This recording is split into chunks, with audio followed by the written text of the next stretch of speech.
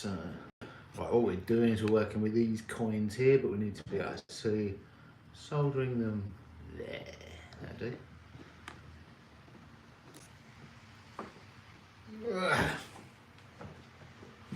Okay guys, welcome back to Roberts & Co. Welcome back to London. Another live jewellery making session.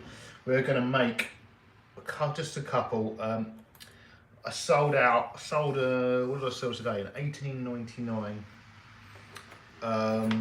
coin pendant, and it was the last. It actually wasn't. I've got some that I previously gold plated, but it was the last one in natural sterling silver. I was convinced. I'm still convinced.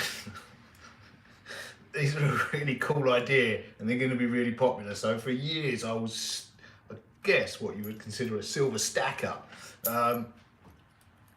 because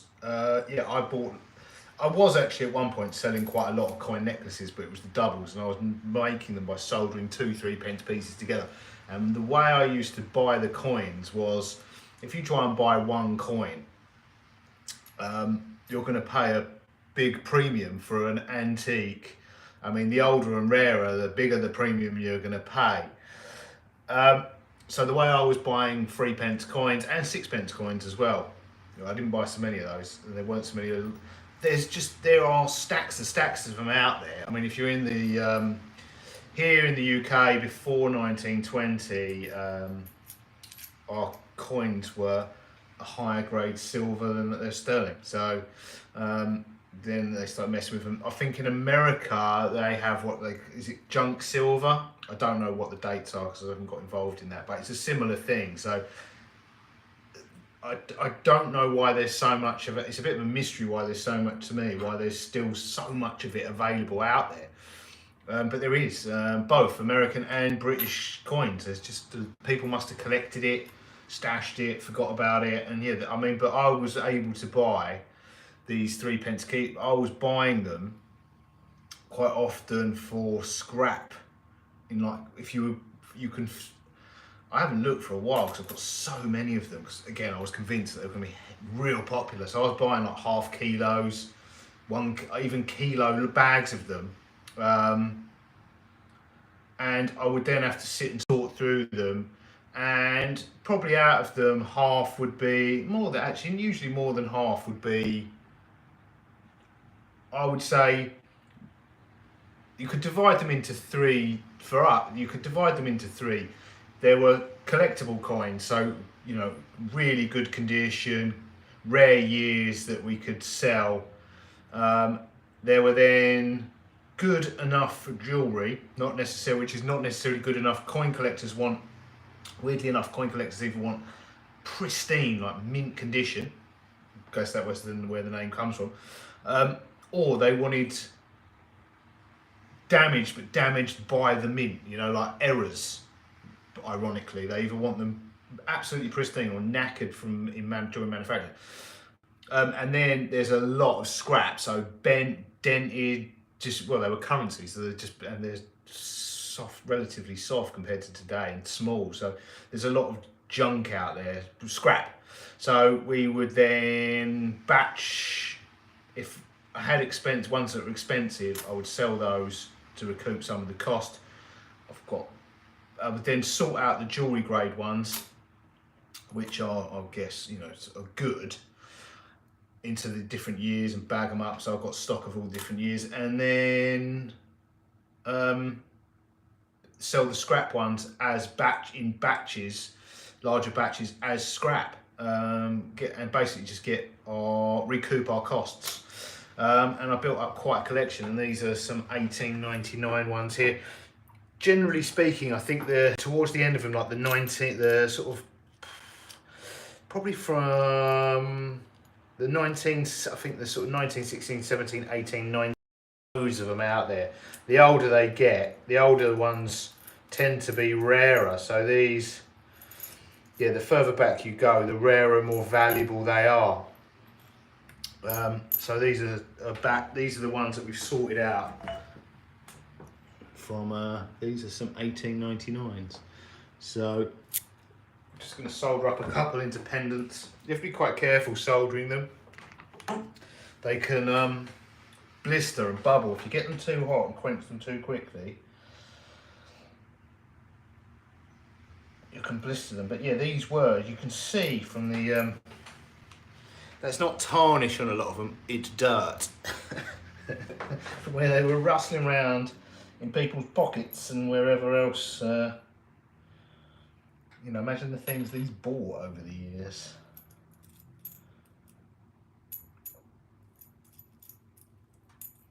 But yeah, these weren't replaced in terms of metal content until 1920, and even after that, these still would have been valid. I don't know off the top of my head. You'd have to have a look on the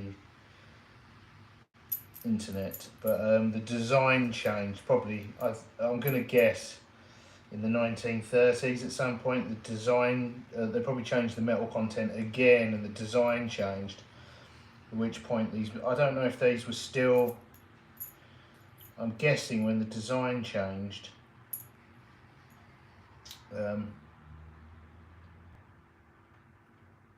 retailers would have been less inclined to take the older designs, unless you don't know what happened. You know, you don't know if people, there's obviously a reason why there's still so many of them out there. Maybe people recognised that these had a metal content that was valuable above and beyond the face value. I don't know. Yeah, there's a lot out there. So I'm just going to solder two, or a single jump ring to each one, and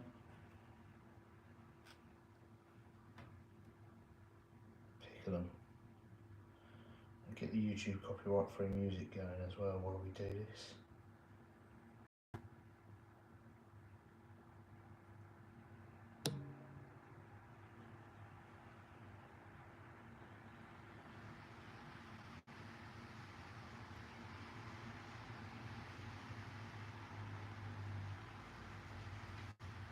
Yeah, I used to clean the coins before I soldered them, but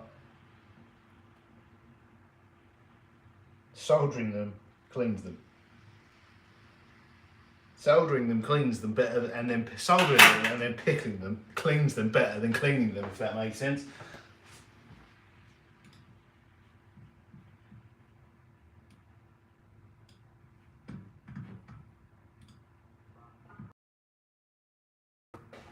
Yeah, 700 or 800 degrees centigrade, and then the pickle is a better cleaning solution than most silver cleaners, put it that way. Some of them I have to, some of them when I was sorting them I would clean, because they would, you know, absolutely caked. I mean, that was dirty, but you know, it just turns to carbon.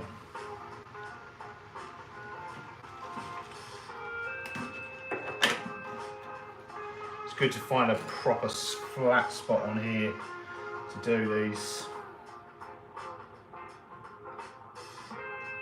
I've actually done quite a lot of these I've been doing these for years. I forget how many years, probably at least 10. And I've done a lot of them because we do all the different years. And it's one of those things, you kind of get into the swing of doing it, and if I'm doing big batches of them, I get really good at it. But it's one of those things that once you're out of the practice, it takes a little bit, because the jump rings have a tendency to want to, when the solder flows, the jump rings have a tendency to want to sort of move. Quite often have to reflow the solder because they'll move out of sight alignment, and it stands out like a sore thumb. They're only 16mm wide, so they're quite, just 1mm and you're quite a way out.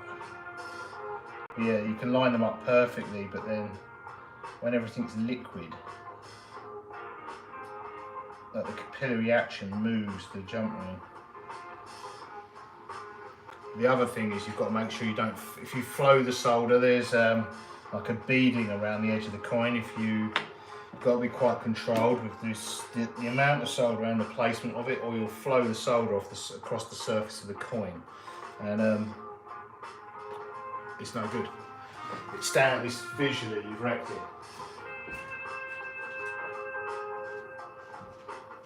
It doesn't stand out so much on the reverse, with the portrait of Queen Victoria. If you accidentally get the heat wrong or flow it across the surface of front, it's scrap.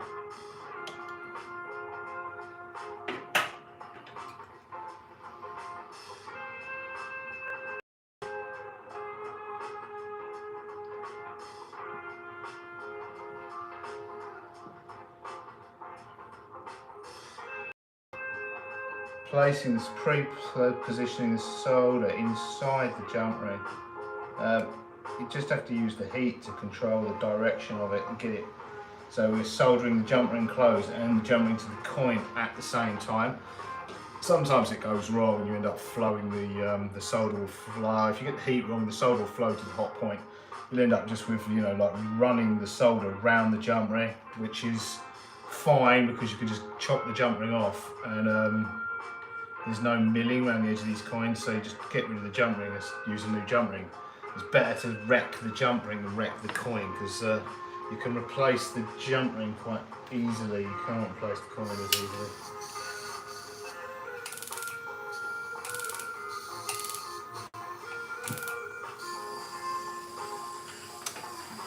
Also, if you get the heat wrong on these,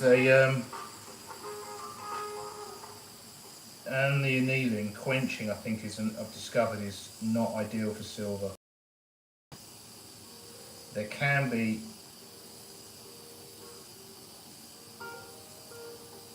subsurface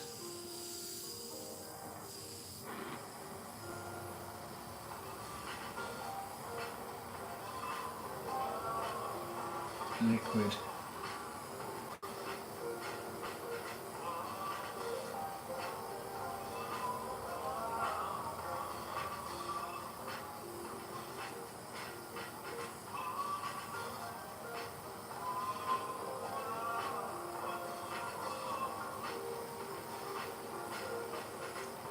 Boom, there we go.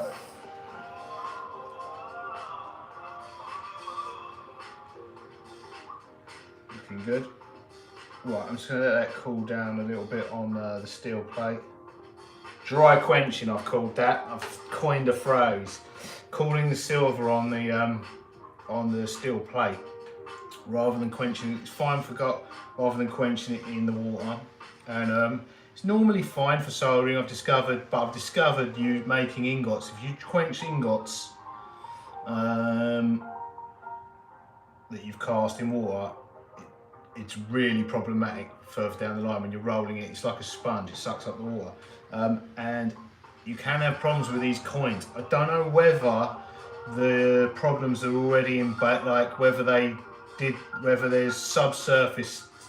It could be because these are over, these are 125 years old. But if there's any water trapped beneath the surface or it blisters, and if you pickle them too quick, it blisters as well.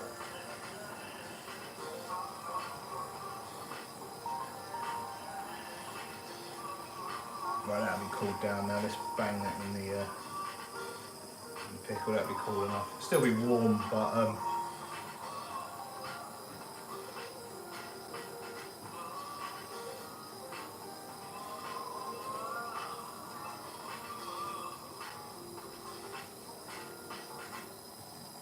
obviously as well, we're soldering together two objects that are completely different sizes and weights. I've got a 16mm coin.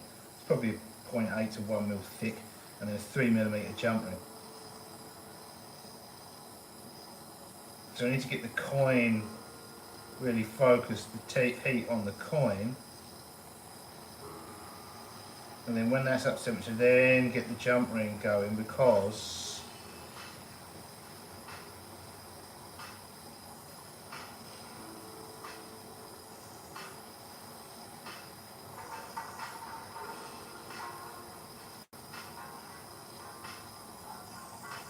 I'm not sure if that's flowed.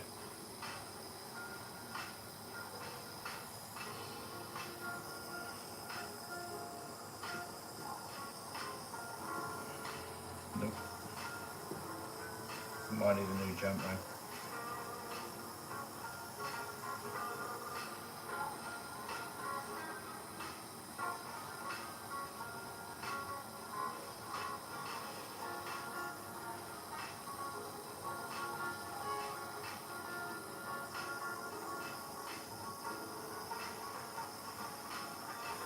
I think what I've done is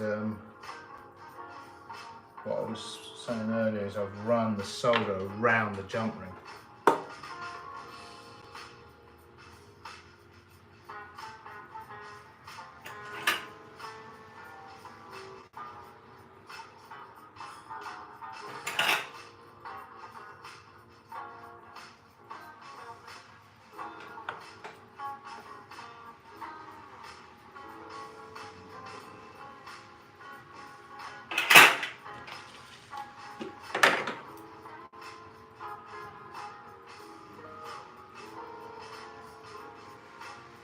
Either that or I didn't have enough solder.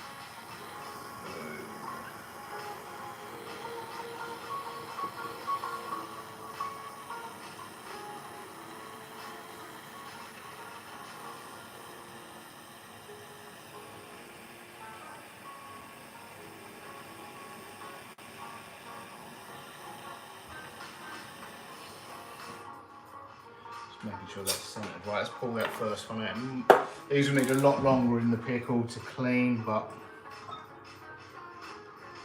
probably shouldn't have quenched that so quickly. It was a bit hot.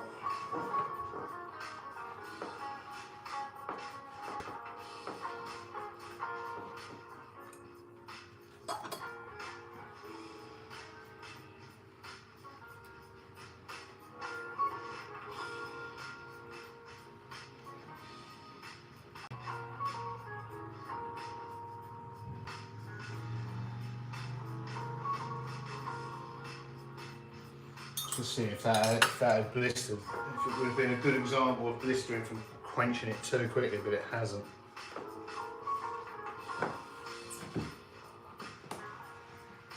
So boom, that was the first one we did.